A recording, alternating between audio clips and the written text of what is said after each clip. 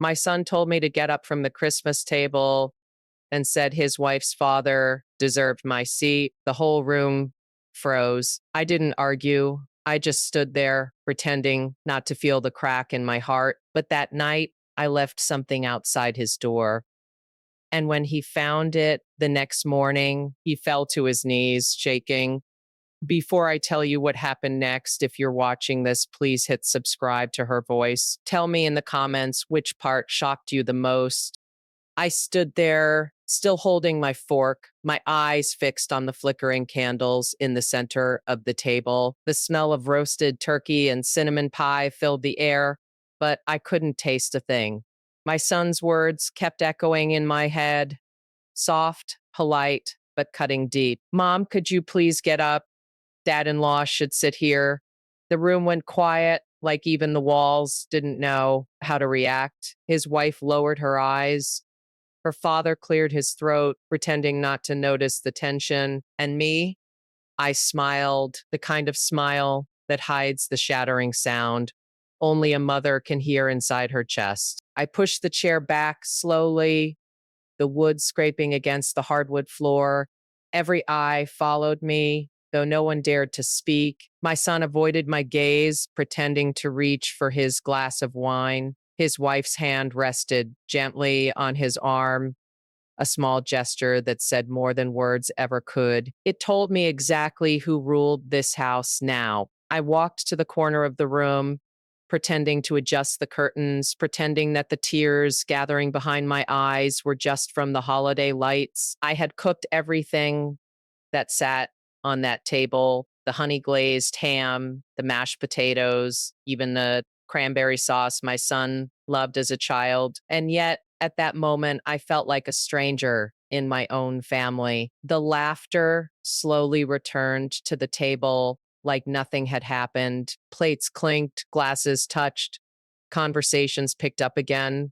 But for me, the night was already over. I slipped into the kitchen, my hands trembling. The faint sound of carols played from the radio on the counter. Silent night, how fitting. I leaned against the sink, looking at the snow falling outside. It was so quiet, so peaceful, a cruel contrast to the noise inside my heart.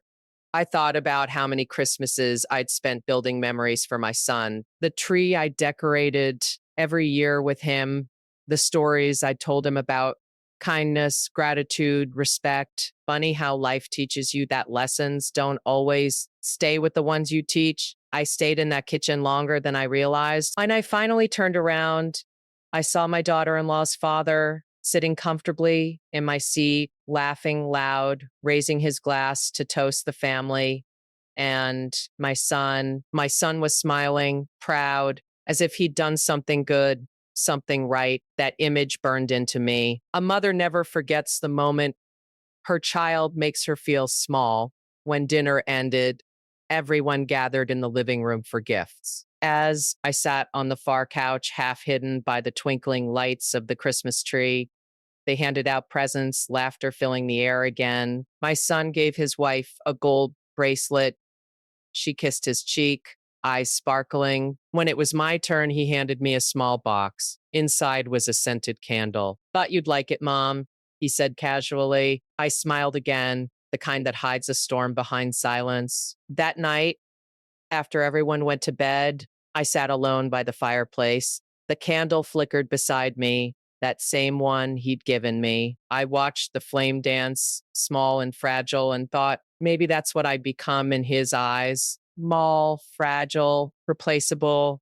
The wind howled outside, brushing against the windows. And for the first time in years, I didn't cry. I just sat there, quiet, letting the ache settle where love used to live. Around midnight, I walked upstairs. Their laughter had faded, the house dark and still, but I wasn't ready to sleep. I sat on the far couch, half hidden by the twinkling lights of the Christmas tree. They handed out presents, laughter filling the air again. My son gave his wife a gold bracelet. She kissed his cheek, eyes sparkling. When it was my turn, he handed me a small box. Inside was a scented candle. Thought you'd like it, Mom, he said casually. I smiled again, the kind that hides a storm behind silence. At night, after everyone went to bed, I sat alone by the fireplace. The candle flickered beside me, that same one he'd given me. I watched the flame dance, small and fragile, and thought, maybe that's what I'd become in his eyes. Small, fragile, replaceable. The wind howled outside, brushing against the windows. And for the first time in years, I didn't cry. I just sat there, quiet, letting the ache settle where love used to live. Around midnight, I walked upstairs. Their laughter had faded, the house dark and still, but I wasn't ready to sleep. My hands were steady now, calm in a way I hadn't felt all evening. I placed the note with the watch inside a small box, tied it with a red ribbon, the same one I used to wrap his childhood gifts. And then, without a sound, I stepped into the hallway. The house was silent. I could hear only the hum of the heater and the soft creak of the floorboards beneath my feet. I stopped outside his door. For a long moment, I just stood there, listening. The faint rhythm of their breathing drifted through the door. My son, his wife, sleeping peacefully, unaware that something far deeper than a mother's heartbreak was about to begin. I knelt down and placed the box gently by the door. For a second, I almost changed my mind, but then I remembered his words, his tone, that look of embarrassment when he asked me to move. That moment replayed in my mind, sharper than glass. I whispered quietly, "Merry Christmas, my son." When morning came, I heard his voice echo through the hallway, sharp, confused, trembling, the sound of the box opening, then silence, a long, unbearable silence that stretched until it broke into a sound I'll never forget, the sound of him falling to his knees. He had found the watch, he had read the note, and in that instant, I knew he understood. He finally felt what I had felt the night before, the weight of what's lost when love turns into pride, and that was only the beginning. He didn't come downstairs that morning. I sat in the kitchen, watching the snowdrift past the window, the quiet ticking of the clock filling the silence. For years, that sound had comforted me. Now it felt like time itself was holding its breath. When he finally appeared, his eyes were swollen, his face pale. He didn't speak, just walked to the coffee pot, poured himself a cup, and sat across from me. For a moment, I thought he'd apologize. He opened his mouth, then stopped, staring at the floor. "You kept it all these years," he finally said. I nodded, slowly. "Yes," I whispered, and I almost forgot why. He looked at me then, really looked, the kind of look you give when the truth finally hits. I saw regret flicker across his face, but pride always comes first. "You didn't have to do that," he murmured, his voice tight. I wanted to laugh, or maybe cry, but instead I just said softly, "Neither did you." The silence that followed was heavier than words. That day I didn't see much of him. He stayed in his study most of the time. I could hear faint movements, drawers opening, papers shifting, the sound of someone looking for something that can't be found. Around evening, his wife came down the stairs, her perfume filling the hallway. "He's been upset all day," she said, her tone sharp, like it was somehow my fault. I smiled faintly. "I imagine he has." She crossed her arms, narrowing her eyes. "It was just a seat," she said. "You're making a big deal out of nothing." I looked at her, really looked, and said, "Some seats are earned." She didn't answer, just turned and walked away. That night, the house felt different, quieter, colder. My son didn't join us for dinner. His wife sat at the head of the table this time, her father across from her. The same seat that had once been mine stood empty. I let it stay that way. Sometimes silence makes a stronger statement than words ever could.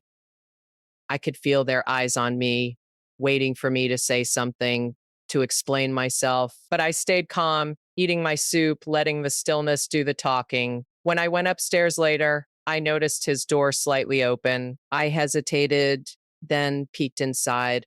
He was sitting on the edge of the bed, the watch turning slowly in his hand. The red ribbon still wrapped around the box. He didn't see me. His wife stood behind him, arms crossed.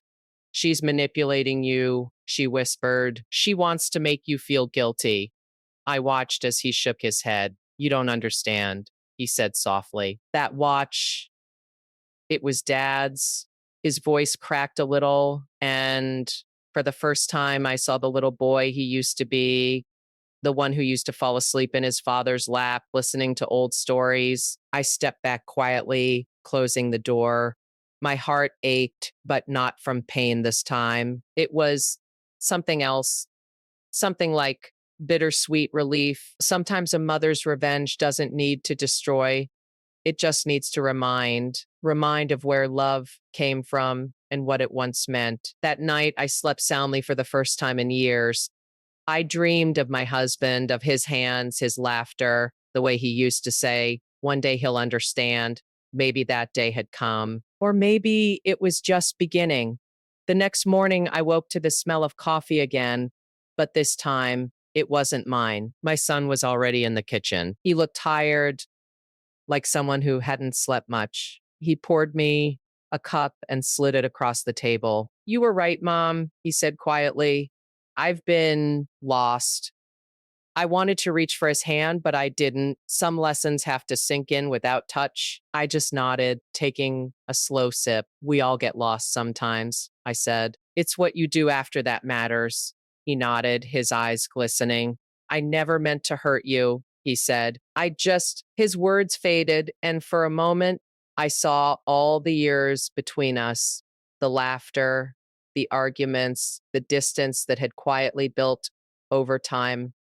I smiled softly. You did what you thought was right, I said. Now it's my turn to do the same. He frowned slightly, confused. What do you mean? I didn't answer. I just looked at him and said, You'll see. Then I stood up, placed my coffee cup in the sink, and walked out into the snowy morning. Because sometimes the sweetest part of revenge isn't in the pain you give, it's in the peace you take back. The snow crunched beneath my boots as I walked down the driveway. The air was sharp and still, the kind that made every breath visible. Across the street, the neighbors' lights were still glowing from last night's celebrations. I thought about how many Christmas mornings I had once spent just like this, filled with laughter, wrapping paper, and the smell of pancakes. But now, the silence was my company, and strangely, it didn't feel empty. It felt earned. I drove to the small town of Maplewood, just a few miles from our house. The old antique shop on the corner was open, its windows fogged from the cold. Inside, the owner, a kind woman named Marlene, looked up with a smile. Morning, Linda, she said, her voice warm. You're out early. I smiled back. Couldn't sleep, I replied. My eyes wandered to a glass display filled with old frames and clocks. You still do consignment sales? I asked. Of course, she said. Got something to sell? I reached into my coat pocket and pulled out a small velvet pouch, identical to the one my husband's watch had been in. Only this time, it wasn't silver that rested inside. It was a photograph. It was a picture of my son, maybe 10 years old, standing beside his father's car, holding a wrench with a proud grin. His father's arm was around him, both of them covered in grease, both smiling like they had the world figured out. I placed the photo on the counter. Frame this, I said quietly, and display it right by the register. Marlene tilted her head. That's a beautiful photo, she said. Family memory. I smiled softly. A reminder, I said, for someone who forgot. Later that day, I went to the local paper. The editor there, a man named Tom, had known my husband. I asked him if they still ran the weekly hometown stories section. He nodded. You got one? He asked, grabbing his notepad. What? I handed him a folded page. It wasn't long, just a few paragraphs about a man who built everything he had with his hands, who loved his family more than himself, who believed respect was the foundation of love. At the bottom, I added one line. He taught his son that a man's worth isn't in his pride, but in his heart. When I got home, the house was quiet again. My son was in the living room, the pocket watch on the coffee table beside him. His wife was on her phone, her voice low, impatient. "She's just trying to guilt you," she said. "You can't let her control everything." I stood in the doorway, unseen, watching the words sink into him. He rubbed his temples, sighing. "It's not about control," he said. "It's about respect." She rolled her eyes, muttering something under her breath, and walked out of the room. He sat there for a long time, just staring at that watch. I could see his reflection in the glass case, tired, broken, searching. That night, I went to the attic. Dust clung to everything. Boxes stacked high, filled with old photos, toys, and memories we'd left behind. I found the old projector my husband used to play home movies on. I cleaned it up, replaced the bulb, and took it downstairs. My son was still awake, sitting alone. When he saw me with the projector, confusion flickered in his eyes. "You remember this?" I asked softly. He nodded slowly. "Yeah, Dad used to play those after dinner." I smiled faintly. "He did." I set up the reel and dimmed the lights. The hum of the projector filled the room as flickering images danced on the wall. Birthdays, baseball games, Christmas mornings, long gone. Then came one clip, the one where he was just 6 years old, standing on a stool beside me in the kitchen, helping me stir cookie dough. His voice echoed faintly through the years. "When I grow up, I'm going to take care of you, Mom." The sound hit him like a wave. His shoulders tensed, his eyes glistened. He turned toward me, but I didn't say a word. I let the silence speak. Sometimes the past doesn't just remind us, it rewrites us. When the reel ended, he sat still, staring at the blank wall. I turned off the projector and quietly gathered the film. "You don't need to say anything," I said gently. "Just remember who you were before the noise." He didn't move, his jaw tightened, his eyes fixed on the floor. "I forgot," he whispered finally. "I forgot what mattered." I nodded. "That's why I reminded you." I turned, ready to walk upstairs. Then he called out softly, "Mom." His voice cracked. "I'm sorry." I paused at the bottom of the stairs. For a moment, I wanted to go to him, to hold him like I used to, but I didn't. Some forgiveness takes time. I simply said, "Good night, son," and walked away. And as I climbed those stairs, I felt something shift inside me. Not victory, not pride, but peace. The kind that comes when a wound finally stops bleeding. The kind that says revenge doesn't always destroy balance. That morning, I didn't join them for breakfast. I stayed in my room, listening to the faint sound of laughter drifting up from downstairs. It was strange how quickly people could move on, how a night that split your heart in half could be nothing more than a passing memory to everyone else. I sat by the window, watching the frost melt off the glass, the snow outside glowing under the winter sun. My hands rested in my lap, calm, but inside, I was remembering every second of last night. He hadn't knocked on my door, not once, but I knew he'd found the box. I'd heard the sound, the small gasp, the stumble of his feet, and then the quiet that followed. Silence can tell you more than words ever could. I pictured him sitting there on the floor, the silver watch in his hands, the note trembling between his fingers. For a moment, I thought maybe he'd come upstairs. Maybe he'd say something, but the house stayed quiet. When I finally stepped out, the air felt heavy, like it carried the weight of everything unspoken. My son was in the living room, staring at the watch on the mantle. He looked like a child again, lost, guilty, unsure. His wife stood beside him, whispering something I couldn't hear. When he noticed me, he straightened up quickly, his eyes red, his lips pressed tight. "Mom," he said softly. I, but he stopped there. I waited, giving him the chance to say the words that mattered, but he didn't. He just turned away, as if hiding behind the flicker of the fire could erase what happened.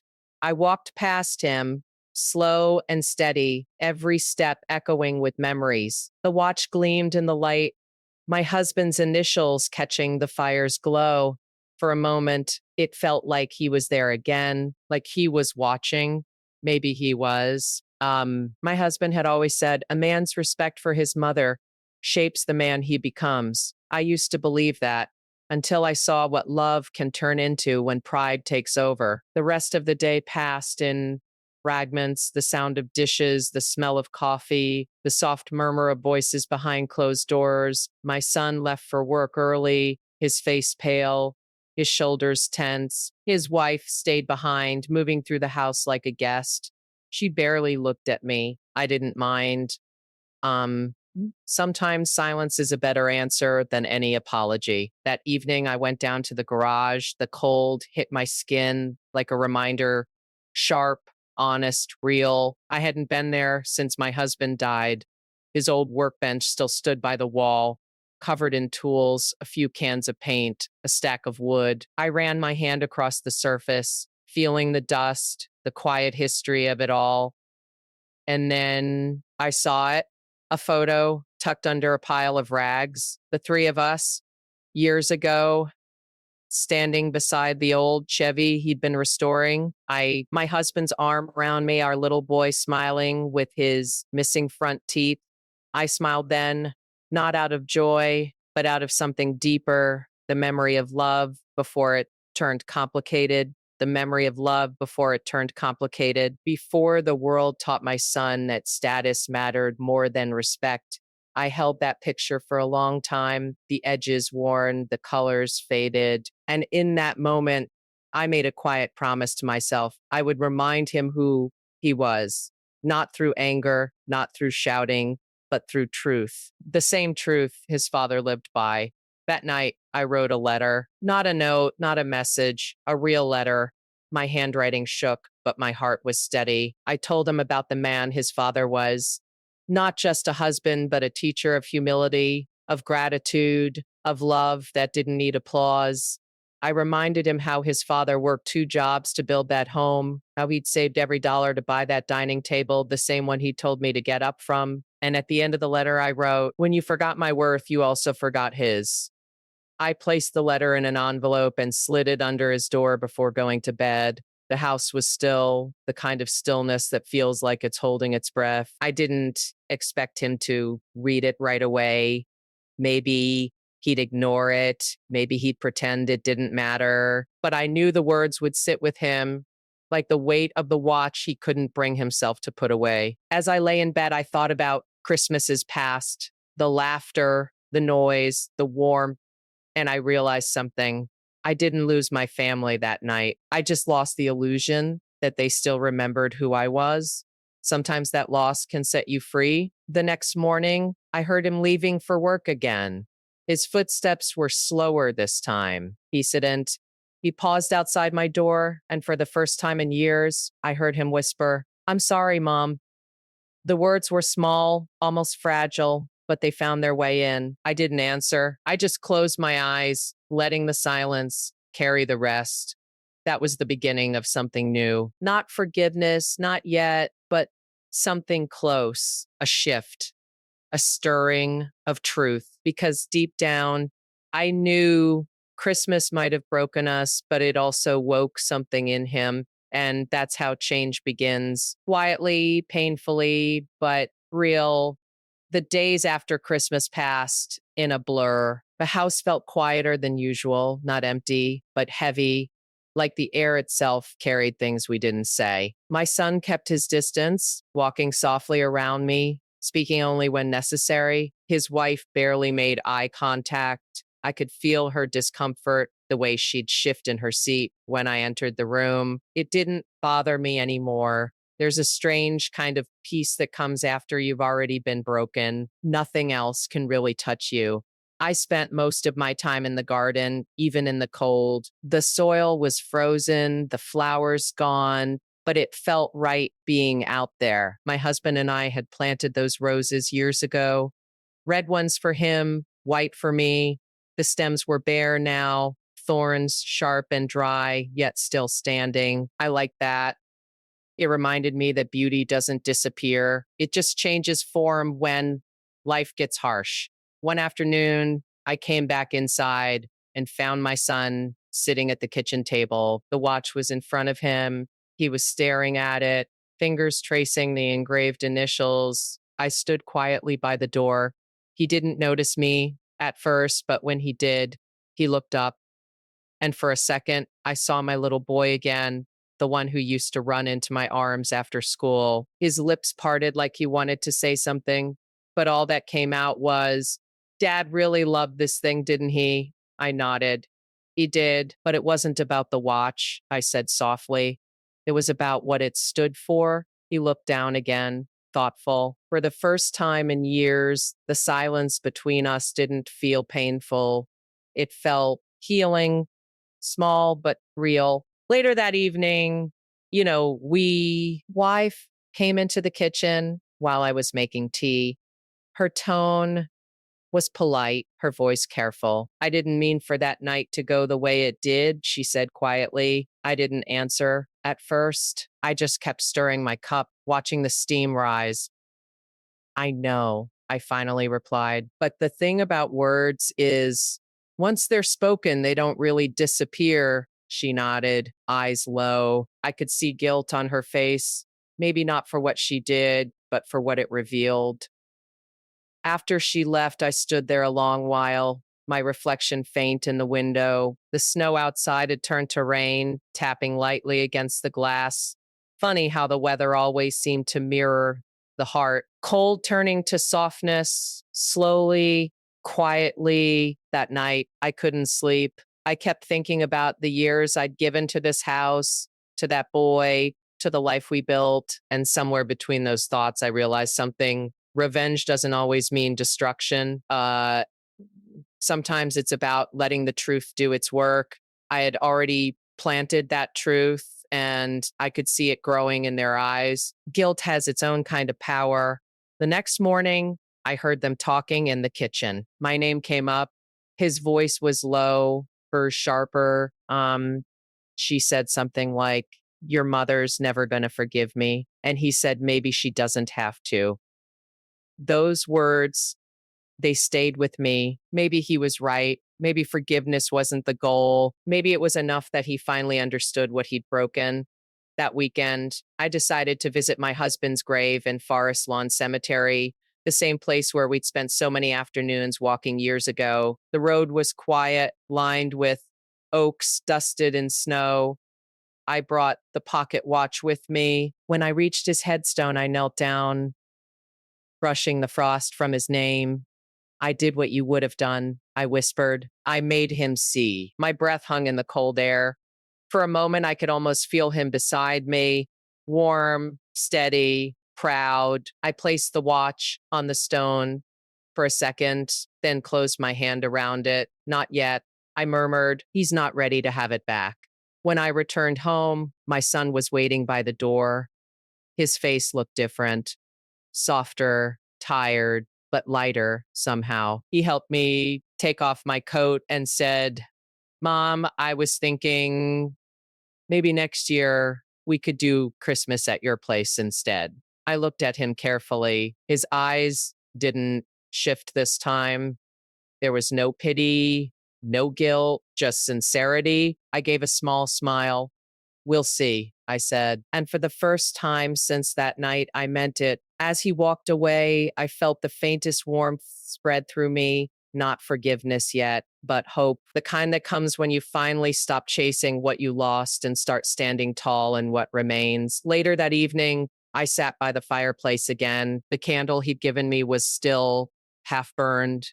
Uh, the candle he'd given me was still half burned, its wax dripping slowly down the glass. I lit it, watching the flame steady itself, dancing gently in the quiet room. And I realized the real revenge wasn't in hurting him back, it was in making him see the value of the love he'd taken for granted. I leaned back in the chair, closed my eyes, and whispered softly to the air, "Merry Christmas, sweetheart." The new year came quietly. No fireworks, no big celebration, just the sound of rain against the windows and the steady tick of the clock on the mantle. I spent the evening alone, sitting by the fire, watching the flames rise and fall. My son and his wife had gone to a friend's party in town. He'd asked if I wanted to come, but I declined. I wasn't ready to pretend that everything was fine. Not yet. Some wounds need silence more than company. I poured myself a cup of tea and opened the old photo album that had been sitting on the shelf for years. The pages smelled faintly of dust and time. Each picture told a story: birthdays, school plays, summer trips by the lake. My son's smile in every frame used to light up the world. I traced his face with my fingers, remembering the boy who once held my hand when we crossed the street, who once cried when I missed his game. It was hard to connect that child to the man who'd asked me to move from my seat. But pain has a strange way of showing you who you are beneath it.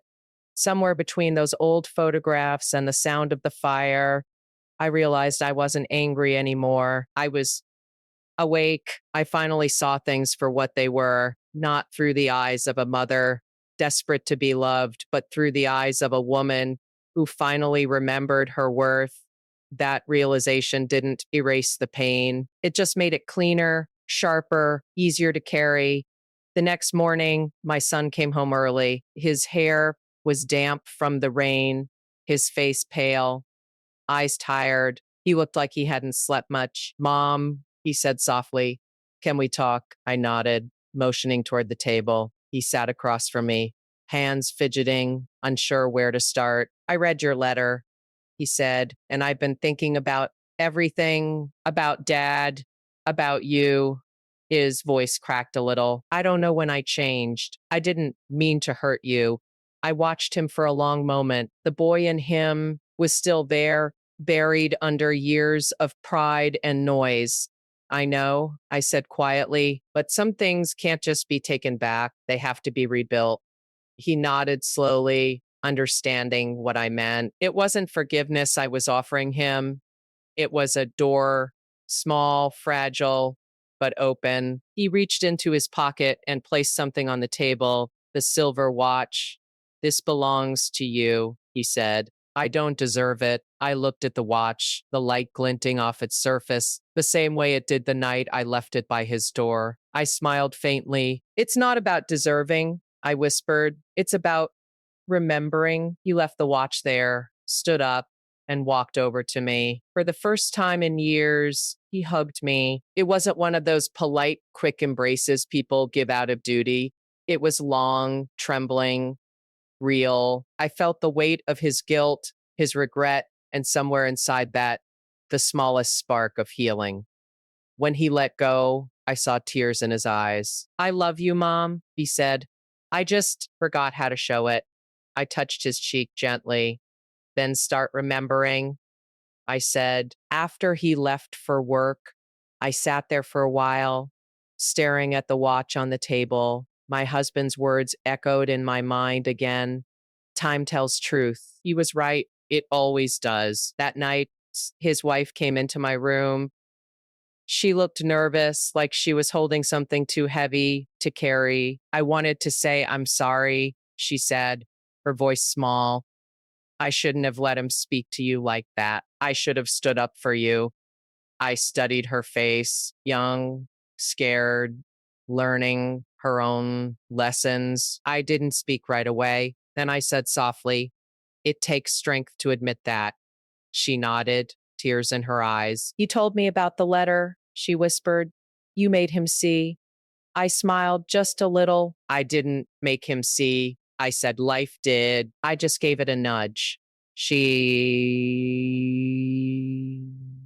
left quietly, wiping her face. And for the first time, she looked at me, not as her husband's mother, but as a woman who'd walked through fire and learned to breathe again.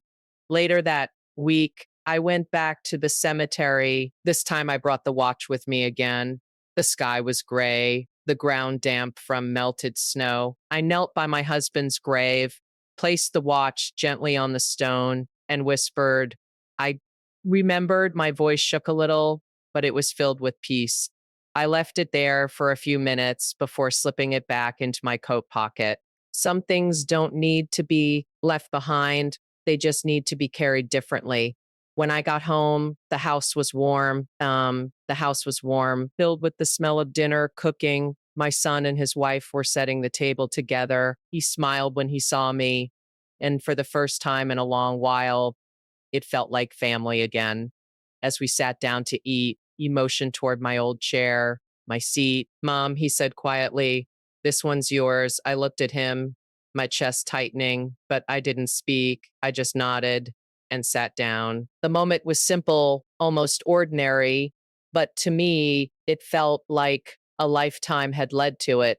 Dinner that night wasn't about food or holiday cheer. It was about something deeper, the quiet restoration of respect. And as I looked at the two of them across the table, I realized revenge doesn't always come with fire.